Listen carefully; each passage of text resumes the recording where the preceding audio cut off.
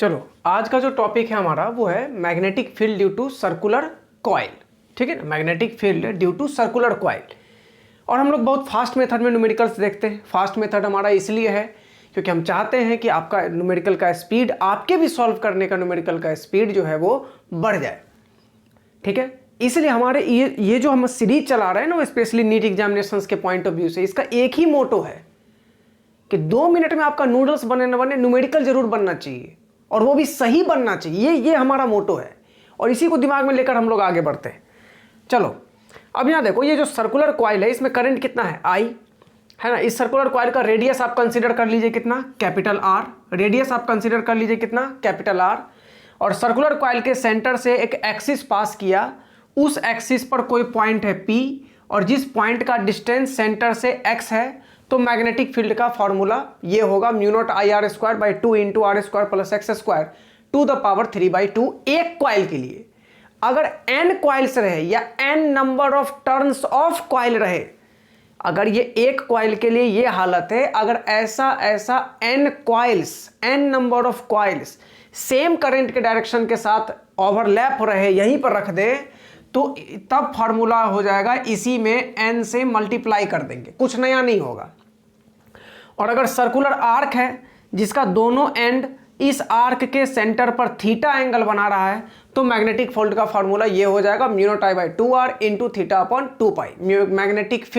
Magnetic field का formula ये हो जाएगा। और एक बात और ध्यान रखना बाबू, अगर मान लो ये कोई करंट कैरिंग वायर है, अगर ये कोई करंट कैरिंग वायर है, इसी के एक्सिस पर कोई पॉइंट आ गया, मान लो P आ गया, या इधर जो है करंट आई था, इधर मान लेते हैं कोई पॉइंट आ गया P'। अगर करंट कैरिंग वायर के एक्सिस पर ही पॉइंट आ जाता है, तो इस P पॉइंट पर या P' वाले पॉइंट पर मैग्नेटिक फील्ड की जो वैल्यू होगी due to this wire will be equal to zero. और मैग्नेटिक फील्ड का डायरेक्शन कैसे निकालेंगे, तो ऐसे राइट हैंड ऐसे स्ट्रेच होना चाहिए, ध्यान से देखिए मेरी तरफ, राइट हैंड ऐसे स्ट्रेच होना चाहिए, ये थंब और इस प्लेन के बीच का एंगल 90 डिग्री हो, थंब को करंट के डायरेक्शन में, थंब को करंट के डायरेक्शन में, और ये चारों फिंगर उस पॉइंट की तरफ जिस पर मैग्नेटिक फील्ड का डायरेक्शन निकालना है। थंब करंट, ये चारों फिंगर उस पॉइंट के तरफ जिस पर मैग्नेटिक फील्ड का डायरेक्शन निकालना है।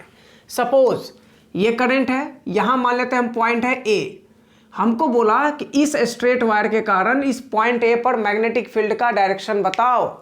तो करंट के डायरेक्शन में थंब, पॉइंट ऊपर, हथेली कहां, बाहर, हथेली कहां, बाहर, तो ये हथेली ही, पाम ही मैग्नेटिक फील्ड का डायरेक्शन बताएगी। और ध्यान रखना, अगर बाहर के तरफ है तो डॉट यूज करेंगे, और अगर अंदर के तरफ है तो क्रॉस यूज करेंगे। क्रॉस का मतलब इनटू द प्लेन या फिर इनवर्ड, और डॉट का मतलब आउट ऑफ द प्लेन या आउटवर्ड।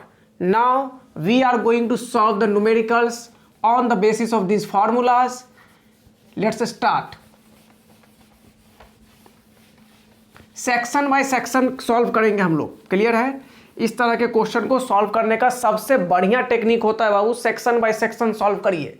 सपोज मैं इस क्वेश्चन को सॉल्व करने जा रहा हूं, इस यहां से लेकर के यहां तक, इसको एक सेक्शन मान लो, फिर यहां से लेके यहां तक दूसरा सेक्शन मान लो, फिर यहां से लेके यहां तक तीसरा सेक्शन मान लो।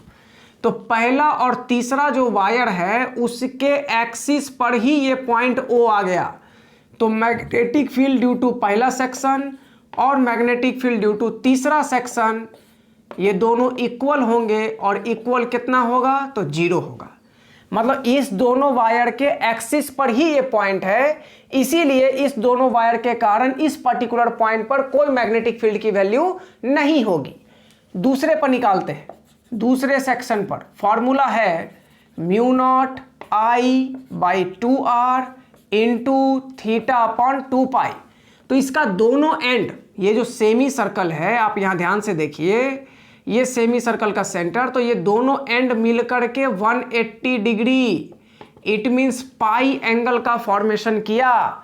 तो थीटा की जगह जैसे पाई पुट करोगे, पाई पुट करोगे तो पाई से पाई खत्म, mu naught I by 4r, magnetic field आ गया mu naught I by 4r। मतलब इस O पॉइंट पर नेट मैग्नेटिक फील्ड कितनी होगी, तो वो इतनी ही होगी। क्यों? क्योंकि इस दोनों के कारण तो जीरो हो गया तो कोई फर्क पड़ेगा नहीं, इसी के कारण खाली आया, तो वही हमारा आंसर हो जाएगा। डायरेक्शन क्या होगा भाई साहब, डायरेक्शन तो यहां देखो करंट किधर, इस डायरेक्शन में, पॉइंट कहां, नीचे, नीचे, तो मैग्नेटिक फील्ड अंदर, into the plane, cross. Clear है बात? अब इसी पैटर्न पर यहां पर जो I है और ये जो R है इसका वैल्यू दे रखा है, यहां भी I और R इसका वैल्यू दे रखा है। ये तीनों ही क्वेश्चन जेईई के PYQ में हैं, प्रीवियस ईयर जेईई का पूछा हुआ प्रॉब्लम है, और ये नीट भी पूछ रखा है, नीट का भी PYQ आप देखिए उसमें भी पूछ रखा है इस तरह का क्वेश्चन सेम। क्लियर है? तो इस दोनों क्वेश्चन को आप सॉल्व करके जो भी आंसर होगा वो आप कमेंट बॉक्स में देंगे। क्लियर है? चलो नेक्स्ट क्वेश्चन देखते हैं। चलिए अब इस क्वेश्चन को देखते हैं हम लोग। इसमें देखो करंट की वैल्यू दे रखा है 12 एम्पियर, R1 दे रखा है 4 पाई मीटर, R2 दे रखा है 6 पाई मीटर। पॉइंट O पर आपसे बोला गया कि आप मैग्नेटिक फील्ड जो है वो फाइंड आउट करिए। तो ठीक है बाबू, हम लोग यहां भी 4 सेक्शन मान लेंगे, 1, ये बड़ा वाला सेमी सर्कल 2, ये छोटा वाला वायर 3, और ये फिर ये छोटा वाला सेमी सर्कल 4। तो 1 और 3 के कारण ये जो पॉइंट O है वो इसके एक्सिस पर ही है, इसीलिए B1 और B3 के कारण जो मैग्नेटिक फील्ड की वैल्यू होगी O पॉइंट पर वो हो जाएगी 0। बचा कौन? B2, 2 के कारण, तब B2 हो जाएगा बाबू, अभी हमने पढ़ा सेमी सर्कल के कारण, सेमी सर्कल के कारण उसके सेंटर पर मैग्नेटिक फील्ड, अभी जस्ट हमने पढ़ा mu naught I by 4r, capital R मतलब रेडियस ऑफ सेमी सर्कल। तो यहां लिखेंगे म्यू नॉट आई बाई 4 और बड़े वाले का रेडियस है R2, तो 4r2। डायरेक्शन किधर होगा, तो यहां देखो करंट इधर है, पॉइंट नीचे, मैग्नेटिक फील्ड अंदर, करंट इधर, पॉइंट नीचे, मैग्नेटिक फील्ड अंदर, मतलब इनटू द प्लेन, क्रॉस। फिर आपका B4 के कारण, तो उस वो भी सेमी सर्कल है, तो mu naught I by 4r1, और देखो पॉइंट किधर, पॉइंट इधर, सॉरी करंट इधर, पॉइंट नीचे, करंट इधर, पॉइंट नीचे, करंट इधर, पॉइंट नीचे, मैग्नेटिक फील्ड बाहर, out of the plane, dot. Clear है?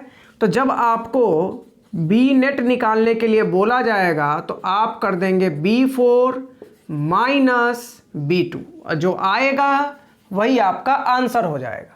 सेम प्रॉब्लम है ये, एग्जैक्टली सेम है, इसका आप सॉल्व करके आंसर कमेंट बॉक्स में बताइए। चलो अब अगला टाइप देखते हैं।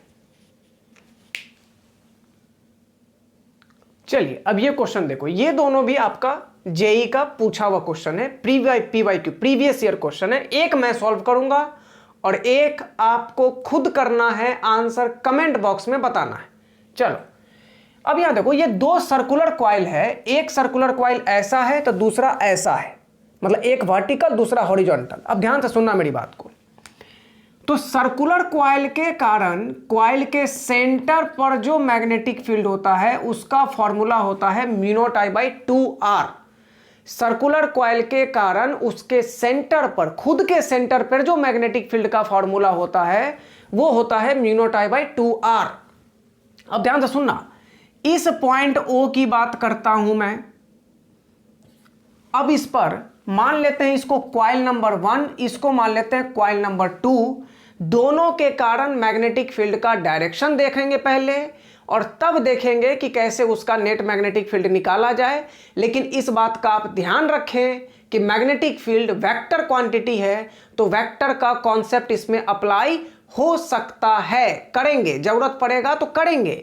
यहां समझो, अब देखना, एक कॉइल ऐसे है, ऐसे, ऐसा, क्लियर, एक कॉइल ऐसा है, मतलब करंट इधर से, करंट जो है एक कॉइल ऐसे है, करंट ऐसे जा रहा है, करंट ऐसे जा रहा है, तो क्या होगा, करंट इधर, पॉइंट नीचे, करंट इधर, पॉइंट नीचे, मतलब मैग्नेटिक फील्ड मेरी तरफ। ध्यान से समझना, कॉइल ऐसे, ऐसे, मतलब करंट ऐसे जा रहा है, ठीक है, वर्टिकल इमेजिन करो, तो करंट इधर गया ना, करंट इधर, पॉइंट नीचे, मैग्नेटिक फील्ड मेरी तरफ, क्लियर। और अगर करंट इधर, तब पॉइंट नीचे, तो मैग्नेटिक फील्ड मेरे से दूर।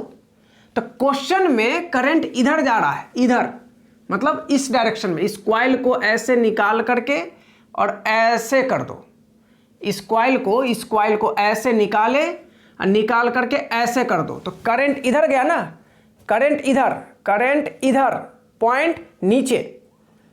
क्लियर है बात? करंट इधर, पॉइंट नीचे, तो करंट इधर जा रहा है ना, और पॉइंट नीचे, तो मैग्नेटिक फील्ड कहाँ चला जाएगा? उधर, मतलब इस डायरेक्शन में B1।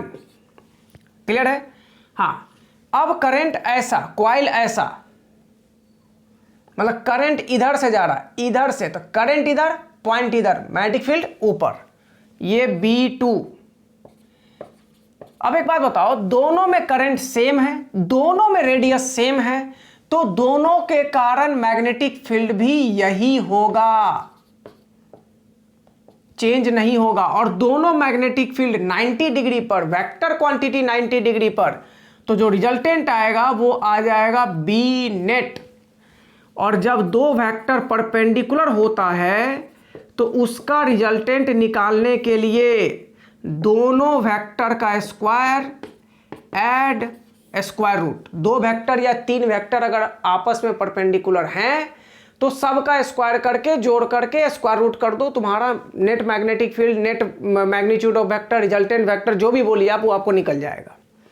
दोनों इक्वल है तो आंसर, मान लो ये B1 तो ये भी B1, तो कितना हो जाएगा? ये हो जाएगा √2B1, मतलब आंसर होगा √2μ0I/2R, और यही आपका आंसर निकल करके आ जाएगा। क्लियर है? नेक्स्ट क्वेश्चन जो ये है, इसको आप इसी पैटर्न पे सॉल्व करके आंसर कमेंट बॉक्स में बताइए।